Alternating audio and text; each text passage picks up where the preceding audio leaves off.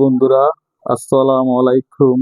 তো তোমরা দেখো, আজকে দীর্ঘ 18 বছর পরে এই যে দুইটা ইলিশ মাছ আমি নিয়ে আসছি। কেজির মাপা আধা কেজির থেকে একটুখানি কম, ঠিক আছে। তো এই দেশ বাংলাদেশ হলো, যার সব আছে তার লাগে সবকিছু। আমাদের মতো মধ্য ফ্যামিলি যারা আছে তাদেরই কষ্ট, ঠিক আছে। এদেশ হলো, যারা রাজনীতি করবো তাদের বাসায় এই ধরনের বড় বড় ইলিশ মাছ, বড় বড় মাছ, গরু, মুরগি এগুলো সবসময় থাকবো।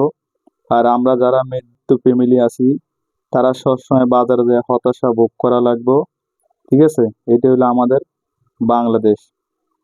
যে খায় সে আবার খায়, আর যে না খায় সে না খেয়ে ঘুরে, ঠিক আছে। এই যে দেখো, আমাদের বাংলাদেশে এত সুন্দর ইলিশ মাছ ধরা হয় অথচ আমরা খাইতে পারি না। আমাদের পাশের দেশ ইন্ডিয়া, তারা সর্ষে ইলিশ করে খায়, ঠিক আছে। এটা হলো, আমরা হইলাম হতভাগা বাঙালি, ঠিক আছে। আসলে আমাদের দেশে যারাই নেতৃত্ব দিবে, আমাদের এক দল আরেক দলের গান গাইবো, আরেক দল আরেক দলের গান গাইবো, সবাই লুটটা বুইট্টা বাংলাদেশটা খাইবো। তারপরে আমরা যারা মধ্যবিত্ত ফ্যামিলি আছে এরাই না খেয়ে থাকবো, ঠিক আছে। যে রাজা তাই সব কিছু করবো, আর যারা প্রজা তারা অসহায়ের মতন সারা জীবন যাবজ্জীবন করবো, ঠিক আছে। এটা হলো আমাদের সোনার বাংলাদেশ। তো আজকে 18 বছর পরে আমি এই দুইটা ইলিশ মাছ নিয়ে আসলাম অনেক কষ্ট কইরা।